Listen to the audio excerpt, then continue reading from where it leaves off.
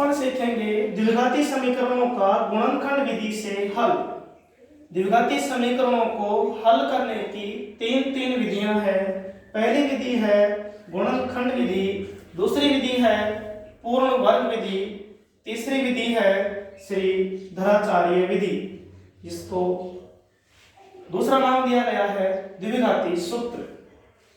ये द्विघाती समीकरण हमारी ax² + bx + c = 0 के रूप में होती है। द्विघाती का मतलब होता है x की घात 2, यानी कि x की अधिकतम घात 2 होनी चाहिए, तब जाकर समीकरण कहलाएगी द्विघाती समीकरण। x² के गुणा में जो होगा उसे कहा जाएगा x² का गुणांक, यहां पर है a, x का गुणांक b और अचर पद है c। x के गुणा में जो संख्या होगी वो कहलाएगी b, x² के गुणा में जो संख्या होगी वो कहलाएगी a, जो जिसमें x होगा ही नहीं वो कहलाएगी c। अब हम प्रश्नावली 4.2 का प्रश्न संख्या 1 का पहला प्रश्न लेते हैं। x² - 3x - 10 = 0। अब इन समीकरणों को हल करने के लिए सर्वप्रथम हम a, b व c के मान ज्ञात करेंगे।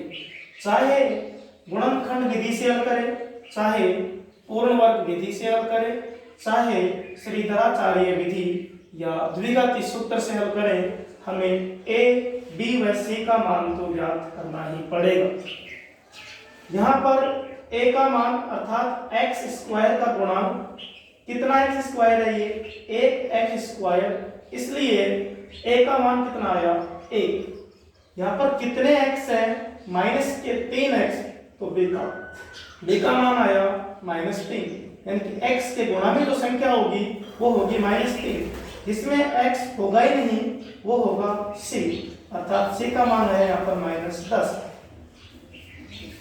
abc का मान ज्ञात करने के बाद हम पढ़ेंगे इसको गुणनखंड विधि से हल करना।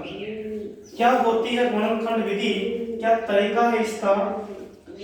तो सर्वप्रथम हम a गुणा c करते हैं।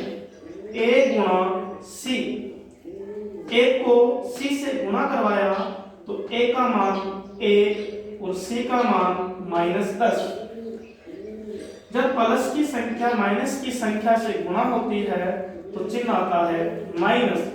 जब माइनस की संख्या प्लस की संख्या से गुणा होती है तो भी चिन्ह आता है माइनस। जब माइनस की संख्या माइनस की संख्या से गुणा होती है तो चिन्ह आता है प्लस। प्लस की संख्या प्लस की संख्या से गुणा हो तो चिन्ह आता है प्लस। यहाँ पर प्लस का चिन्ह माइनस के चिन्ह से गुणा हुआ तो आया माइनस। फिर संख्या को संख्या से गुणा कराएंगे, 10 एकम 10, तो a इंटू c का मान आया -10। फिर लिखते हैं b का मान, तो b का मान है यहाँ पर -3। तो अगला चरण है यहाँ पर b के मान के इस प्रकार टुकड़े करेंगे ताकि उन टुकड़ों का गुणनफल a गुणा c के मान के बराबर आ जाए तथा उनका जोड़ बाकी पुनः b के बराबर आ जाए। अब यहाँ पर -3 के टुकड़े इस प्रकार करेंगे कि उन टुकड़ों का गुणनफल -10 हो जाए और उनका जोड़ बाकी वापस -3 आ जाए। तो ऐसी संख्या -5 + 2 -5 को +2 से गुणा करवाएंगे तो -10 आएगा। 5 गुना 10 माइनस इंटू प्लस चिन्ह आएगा माइनस, तो सेटिस्फाई कर गया। -5 में से +2 को घटाएंगे अर्थात बड़ी संख्या का लेते हैं चिन्ह और फिर बड़ी संख्या में से छोटी संख्या को घटाते हैं। तो बड़ी संख्या पर 5 थी, 5 का चिन्ह माइनस का था तो चिन्ह तो आया माइनस का, और 5 में से 2 गया तो कितना आया 3, तो -5 + 3 का मान होगा -3। इसका मतलब -3 के टुकड़े हुए -5 व प्लस का 2। इन मान को उठाकर रख देंगे -3 की जगह तो एक्स स्क्वायर यह बन जाएगा माइनस का 5x और यह बन जाएगा प्लस का 2x -10 ऐसे के ऐसे। अगले चरण में क्या करते हैं, दो दो के जोड़े बनाएंगे अपन। तो इस जोड़े में से कॉमन क्या आ रहा है, इसमें संख्या नहीं है, इसमें 5 है लेकिन इसमें 5 नहीं है, इसलिए 5 कॉमन नहीं आ सकता। इसमें एक्स स्क्वायर है, इसमें x है, तो दोनों में से कॉमन क्या आ सकता है, तो इसमें से अगर एक्स स्क्वायर कॉमन लें तो इसमें से एक्स स्क्वायर तो आ जाएगा, लेकिन इसमें एक्स स्क्वायर है ही नहीं, इसमें तो x एक बार ही है। इसका मतलब कॉमन लेंगे अपन x को कॉमन लेंगे, जिसको कॉमन लिया जाता है उसका अंदर भाग दिया जाता है। x का भाग x स्क्वायर में देंगे अपन, तो x स्क्वायर को लिख सकते हैं अपन x गुणा x और बटे में x का भाग देना है। एक x से एक x कैंसिल, कितना बचेगा 1x लिख दिया। फिर x का भाग देंगे माइनस के 5x में, तो x से x कैंसिल, फिर से -5 बच गया, -5 को लिख दिया। अब इन दोनों संख्याओं में से ऐसी संख्या कॉमन लेते हैं ताकि जो कोष्टक बनेगा वही कोष्टक ऐसा होना चाहिए। तो x के गुणा में जो चिन्ह होता है उसको ले लेते हैं कॉमन। यहाँ पर x के गुणा में प्लस था तो प्लस को लिया। अब यहाँ पर सिंगल x है, इसका मतलब यहाँ पर भी सिंगल x ही बचना चाहिए, इसलिए दोनों में कॉमन कितना आएगा 2। 2 का भाग 2x में भी जाएगा और 2 का भाग -10 में भी जाएगा। तो +2 को यहाँ से कॉमन लिया तो +2 का भाग देंगे प्लस के 2x में, तो 2x में 2 का भाग देंगे अपन, तो 2 से 2 कैंसिल, कितना बचेगा x। फिर -10 में 2 का भाग देंगे तो आएगा -5 लिख लिया। अब दोनों संख्याओं में x-5 फिर से कॉमन आ रहा है, इसको बाहर ले लेंगे कॉमन। इस कोष्ठक को बाहर कॉमन लिया, यहाँ पर बचेगा x, इस कोष्ठक को बाहर ले लिया, यहाँ पर बचेगा प्लस का 2। तो 2 कोष्ठक बन गए हमारे x-5 व x+2। फिक्स है, जितनी घात का समीकरण होगा उतने ही यहाँ पर गुणनखंड बनेंगे। 2 घात थी इसलिए कितने गुणनखंड बने 2। अब यहाँ पर 2 संख्याएं गुणा के रूप में हैं x-5 व x+2 और दोनों का गुणनफल आ रहा है 0।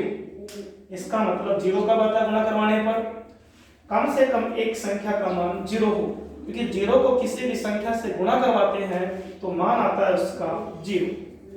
अब हो सकता है इस संख्या का मान 0 हो सकता है इस संख्या का मान 0 हो। यदि इसका मान 0 होगा तो यह 0 इस संख्या से गुणा होगा और मान आ जाएगा 0। हो सकता है x+2 का मान 0 हो, तो ये 0 x-5 से गुणा होगा तो मान आ जाएगा 0। अब हम नहीं कह सकते कि इसका मान 0 होगा, इसलिए हम दोनों को अलग अलग 0 के बराबर रख के चेक करें। x-5 को 0 के बराबर रखा, या हो सकता है x+2 का मान 0 हो। यहाँ से -5 को उठाकर उधर भेजेंगे तो चिन्ह हो जाएगा इसका प्लस, कि पक्षांतरण करने पर माइनस की संख्या हो जाती है प्लस में, प्लस की संख्या हो जाती है माइनस में, गुणा की संख्या जाती है भाग में और भाग की संख्या जाती है गुणा में। यहाँ से -5 उठकर उधर जाएगा तो हो जाएगा ये प्लस। अब ये x के साथ माइनस में था, ना कि गुणा और भाग में, माइनस में था इसलिए गया ये प्लस में। यहाँ पर x के साथ +2 प्लस में था इसलिए उधर जाके जाएगा ये माइनस में। x का मान हो जाएगा यहाँ से -2। x के 2 मान निकल कर आए, x बराबर 5 व x बराबर -2, अतः x के 2 मान आ गए 5 व -2। अब फिक्स है कि हमारा बहुपद जितनी घात का होता है x के उतने ही मान निकल कर आते हैं। द्विघाती समीकरण में x की अधिकतम घात 2 होती है, इसलिए फिक्स है द्विघाती समीकरणों में x के 2 मान ही निकल कर आएंगे। यह थी हमारी गुणनखंड विधि। अगले पाठ में पढ़ेंगे अपन पूर्ण वर्ग विधि से द्विघाती समीकरणों को हल करना।